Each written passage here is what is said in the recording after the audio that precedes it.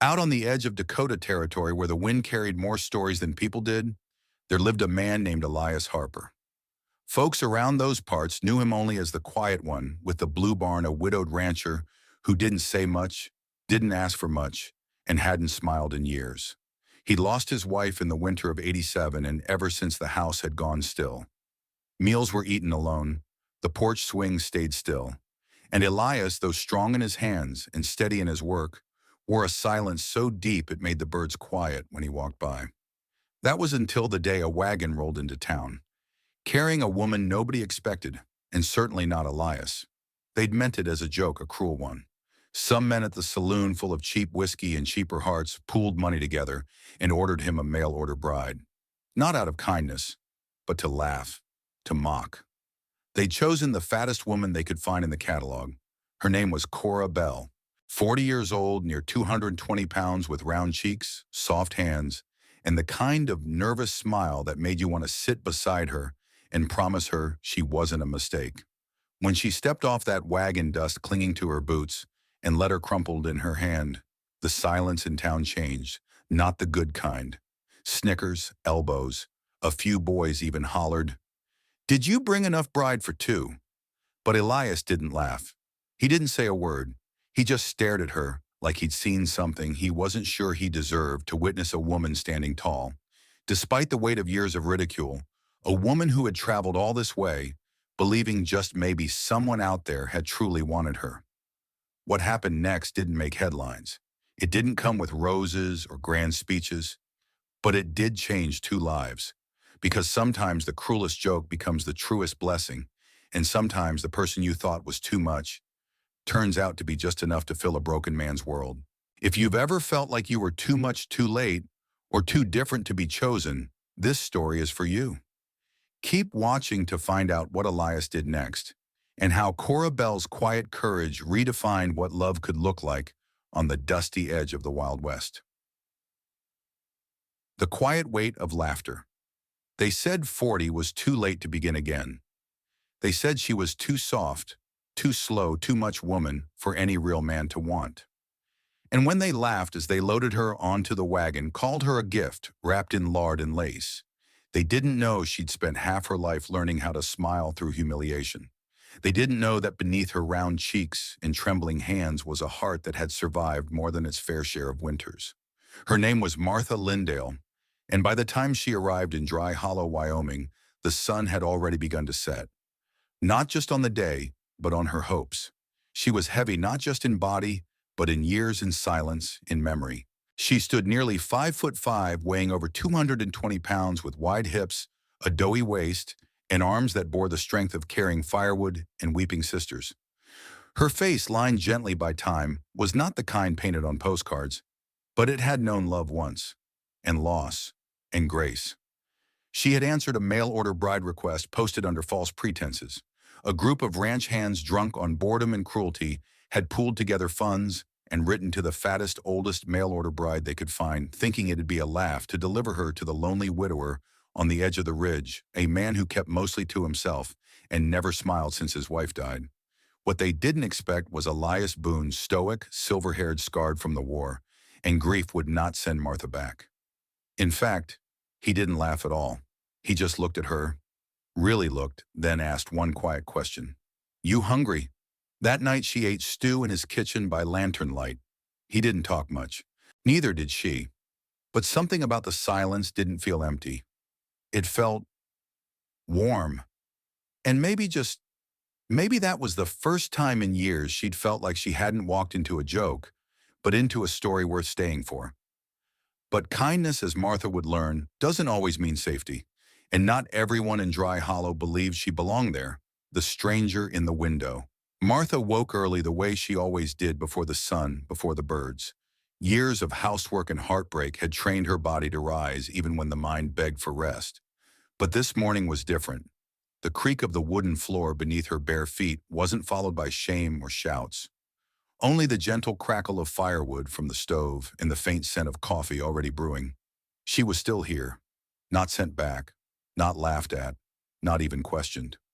The night before, Elias Boone had simply pointed her to the extra room, his late wife's sewing space. It still smelled of cedar-dried lavender and old grief. The bed had been neatly made, dust carefully swept aside, a place prepared yet untouched.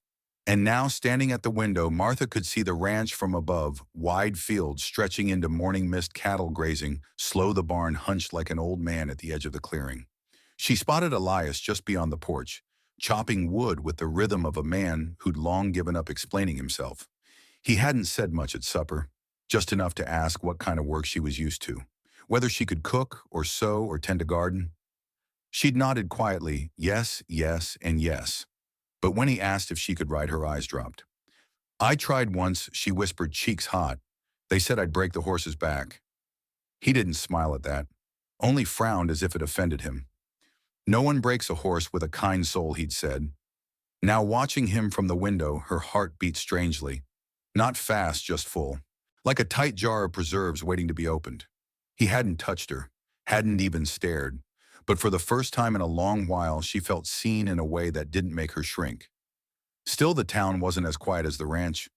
Word had traveled fast, as it does in towns with too little to do and too many tongues. By noon, when Elias hitched the wagon and brought her with him into Dry Hollow, the stairs met them like wind off a cold well. At the general store, women whispered behind sacks of flour.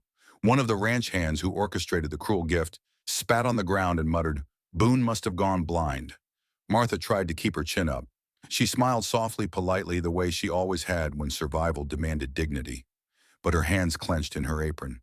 The weight of being watched, of being too much, too old, too soft, settled over her shoulders again like a wet blanket. But then Elias placed a hand on her back. Not possessive, not performative, just warm grounding, protective. He leaned in low and said, "If folks here knew anything worth holding on to, they wouldn't spend their lives looking over fences." And with that, they walked on. That night, he offered her a slice of pie he'd kept frozen from last spring. Apple? Anna used to say it softened a hard day. Martha didn't say much, but the pie tasted like warmth, and his silence once more felt safe. But what happens when kindness begins to stir feelings, long buried, and the wounds of past rejection start asking if love like this can be real? It had been 2 weeks since Martha arrived at the Boone Ranch, and still not once had Elias asked why she came. Not once had he poked at her past, or asked her to explain herself. That in its own quiet way was both a comfort and a terror. Because silence when you've lived a life of ridicule can be mistaken for judgment, or worse, indifference. But Elias's silence was different. It wasn't cold, it was respectful. He moved through the day like a man who'd learned long ago that words can't mend all things. His gestures were gentle, deliberate. When she dropped the bucket by the well one morning and spilled water on her skirt, he simply picked it up and said, "We've all done worse." No laughter, no snide comment. And still she wrestled with doubt. At night, after chores and stew and quiet suppers, she would lie awake beneath the worn quilt in the little sewing room and wonder, why me? Why did he accept me when the world called me a joke? She remembered the other ranchers' faces, the boys who'd laughed as she stepped off the wagon too wide for their expectations. They hadn't expected her to cry. They expected her to storm off ashamed and broken. But she hadn't given them that. What they hadn't seen, what no one had bothered to ask, was what it cost her to keep her chin up all these years. The cost of being too round for comfort, too old for romance, too soft for usefulness. She was 42, and some days she felt 70. Not because of age, but because of how long she'd carried the burden of never being enough. One evening, while picking beans for supper, she finally asked Elias, "Why did you keep me?" He paused, his weathered hands full of green pods. The sun was low behind him, turning the dust gold. "Because I needed someone who knew how to stay," he said quietly. "Most folks these days are just passing through something." She swallowed hard. His words reached into a part of her she'd kept guarded for decades. Later, when she accidentally pricked her finger while mending an old saddle blanket, he rushed over, took her hand, and gently wrapped it in a clean cloth without saying a word. She whispered, "I'm clumsy. Always have been." He looked at her with a seriousness that made her breath catch. "Then let me be the one to catch you." And just like that, something shifted. Not in words, not in promises, but in the way she looked at herself in the mirror that night. For the first time, she didn't see too much. She saw a woman still here, still worthy, still becoming. But just as Martha begins to believe she belongs, old ghosts come knocking, and the town's cruel joke threatens to unravel something tender still taking root. Martha had just begun to exhale. The kitchen no longer felt like a borrowed space. Her hands found rhythm in Elias's world, feeding chickens, mending fence shirts, seasoning beans with rosemary she'd brought from home in a cloth pouch she kept close to her chest. And for a while it was enough. Quiet days. Long silences that didn't sting. A man who looked at her like she mattered not because of what she could offer, but because of who she was simply breathing beside him. But kindness is fragile in a place that remembers cruelty better than grace. One morning the sound of hooves cracked the calm. Martha opened the door to see a group of men riding up local ranchers and one wiry-faced man with a twisted grin she couldn't forget. Jeremiah Crowley, one of the men who'd sold her to Elias, the one who laughed the loudest. "Well, look who's made herself at home," Jeremiah drawled, dismounting with the smugness of a man who never expected to see a woman like Martha still standing. Elias stepped outside, body tall and steady. He didn't reach for his rifle, just folded his arms. Jeremiah spat near Martha's foot and grinned. "We were just passing through Eli. Thought we'd see how your gift was holding up." The men chuckled. Elias's voice was calm, but it rang like iron. "She's not a gift. She's my guest. You speak to her again like that, and you'll leave here with fewer teeth." The men went quiet. Martha stood frozen, her breath tight in her chest. Part of her wanted to hide. Part of her wanted to scream. But mostly she wanted to disappear. After the men rode off, Elias turned to her, his face stormy. "I'm sorry they came." Martha looked down at her hands. "Maybe they're right. Maybe I don't belong here." Elias's jaw worked. "Don't ever say that. But they see me as a joke. I see you as a woman who gets up every day and faces a world that's never made room for her. That's not weakness. That's grit." She didn't cry, not in front of him.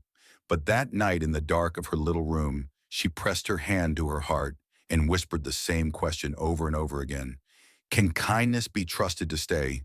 Because pain doesn't just disappear when someone loves you. Sometimes it just quiets for a while until something cruel stirs it up again. And in that quiet, a deeper ache was born, the fear that maybe love had come too late, that even now, after all these years, she could still be left behind. Just as Martha starts to question everything, a storm rolls in, one that forces them to choose between hiding again or standing up for the life they quietly built together. The storm came fast, the kind that made even old trees groan in their roots. It started with wind, restless, sharp prying at windows like a memory trying to get in. Then came the thunder. Low at first, like the grumbling of something ancient beneath the ground, before it rolled into a fury that shook the beams of Elias's old house. Martha had never been fond of storms. As a child, she'd hide under the kitchen table, while her father yelled about the way she peeled potatoes or walked too loudly. He hated noise, he always said, but she remembered thinking it wasn't the storm outside that scared her most. That night, as the lightning split the sky, she stood by the kitchen hearth with a blanket wrapped around her shoulders. Elias came in from the barn, soaked his hat, dripping the scent of rain clinging to him like sorrow. He looked at her, then walked over slowly. "I tied the horses down. The barn'll hold." She nodded, but her hands were shaking. Elias noticed. "You all right?" She forced a smile. "Just weather." He stood there a moment, unsure if he should reach out. Then without a word he did. His hands gently cupped hers, big, calloused, careful. "You don't have to pretend. Not here." And suddenly it broke in her. Not a scream, not a sob, just a breath, a long, aching breath that felt like it came from somewhere deep beneath the ribs. "I've been so tired," she whispered, "of being too much, too loud, too big, too old. I'm always too something." He didn't correct her. He didn't rush to soothe. He just stood beside her, holding her hands in that quiet, steady way that says, "I see you, and I'm not afraid of what you carry." The storm outside roared, but inside something began to settle. After a long silence, Elias spoke. "You know what I see when I look at you, Martha?" She shook her head. "I see someone who's still standing." She blinked. "And I think there's something holy in that." No one had ever called her holy, or brave, or even worthy of staying. And as the rain beat against the windows and the wind pulled at the eaves, Martha leaned her head against Elias's shoulder. She didn't ask him to love her. Not yet. But for the first time in years, she believed that maybe, just maybe, she could stay where she was and be enough. Not as someone's joke, not as someone's burden, but as herself. But as the storm fades, an unexpected letter arrives, one that threatens to pull Martha back into a past she thought she'd finally left behind. The morning after the storm, the sky was washed clean. Soft clouds stretched like worn linen across a pale blue. The scent of wet earth filled the ranch yard, and birds chirped as if nothing had broken the night before. But Martha felt different. She sat at the table with a mug of coffee clasped in both hands, the warmth steadying her fingers. Elias was outside repairing the fence the wind had pulled down. For the first time in a long while, she didn't feel like she needed to help in order to earn her place. She wanted to help because she belonged here. That peace lasted until a dusty rider arrived from town, dismounting with a tired grunt and handing Elias a sealed envelope. When Elias brought it inside, he said, "It's addressed to you." Her heart sank. The handwriting was sharp and familiar. Too familiar. It was from Tobias Langley, the man who'd ordered her from the mail-order bride catalog 3 years prior, then sent her away the moment he saw her body. Too fat for his liking, he had sneered. Too plain. Too old to carry children. And yet here he was again. With shaking hands, she opened the letter. "Martha, I've fallen on hard times. My wife passed, and I recall you were good with the kitchen. I offer you a place in my home again. You'll want for nothing, just come quick. I need a woman who knows her duties." There was no apology, no shame, just a man treating her like a leftover that might still serve a use. She laughed softly, bitterly. Elias looked up from where he was rubbing down his boots. "Everything all right?" She passed him the letter. His eyes scanned it. His jaw tightened, but he said nothing, only folded the letter carefully and set it on the table like something diseased. "You don't have to answer that," he said gently. Martha nodded, though her stomach roiled.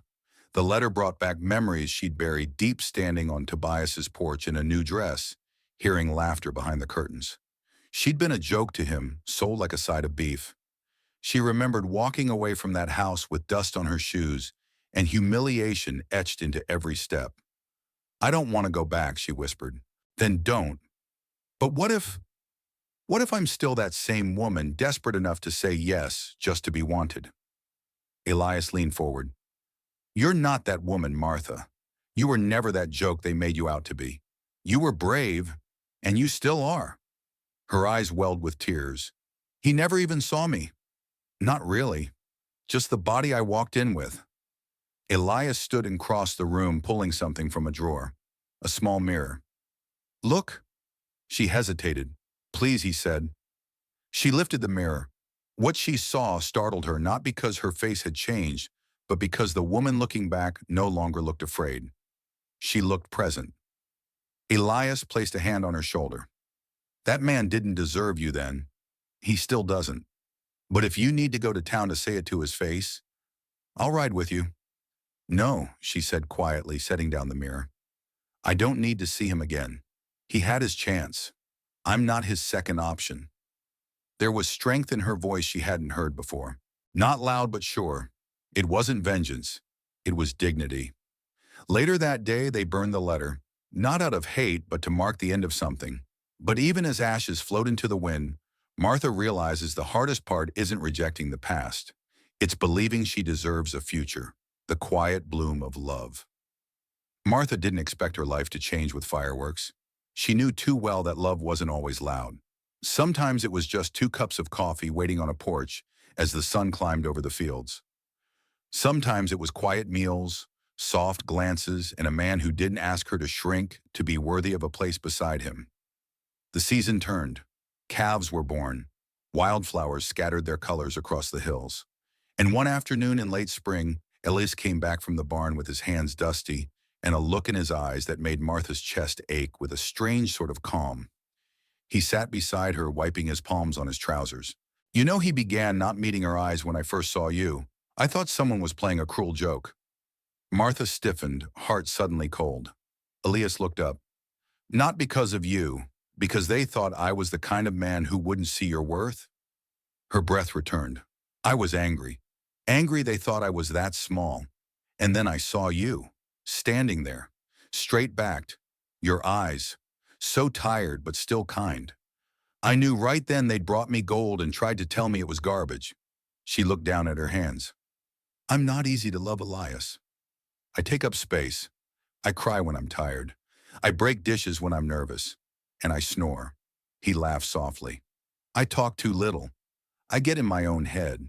I forget to cut my hair for months at a time. Silence stretched between them, not uncomfortable, just open. Then he reached into his pocket and pulled out a small, smooth stone, white-shaped almost like a heart. He'd polished it until it gleamed. I don't have much for ceremony, he said, but I was hoping you might let me build a life with you. No contracts, no pretending, just us tending this land and loving slow the way you deserve. She reached out, took the stone and held it close. Yes, not shouted, not whispered, just steady like the wind that always returned to the prairie, no matter how long it had wandered. That summer they built a bench under the elm where Martha liked to read. He carved her name into it with his own beneath. They were never the loudest couple in town. But folks noticed how he always waited for her to catch up, even when she wasn't far behind, and how she always saved him the last biscuit, even though he'd never asked. They weren't what people expected love to look like. They were better. She was once sold as a cruel joke, but became the very heart of a man's quiet world. Not because she changed who she was, but because someone finally saw she didn't need to. In the quiet of a prairie evening, under skies that had once watched over so much loneliness, Cora Bell stirred a pot of stew while Elias mended a fence by lantern light. There was no fanfare, no big wedding feast, no crowds to cheer them on. But there was warmth. There was safety. There was belonging. They had found each other not because they fit some perfect picture, but because they looked beyond what the world mocked and saw what truly mattered. A man worn down by sorrow. A woman dismissed for being too much. Together they built something whole. Maybe that's the quiet lesson here. Love doesn't always come loud. Sometimes it arrives in small, steady ways through a shared chore, a patient smile, or a hand that stays. And maybe you're like Cora or like Elias. Maybe you've been laughed at or left behind. But that doesn't mean your story's over. Sometimes the second chapter is the one worth waiting for. If this story touched something in your heart, we'd be honored if you'd share it. Leave a comment below. Would you like to hear more stories like this? Have you known someone who found love later in life? And don't forget to subscribe to None. Wild West Saga for more tales that speak gently but carry deep truth. Because out here in the West and in life, there's always room for hope, no matter your age or your size.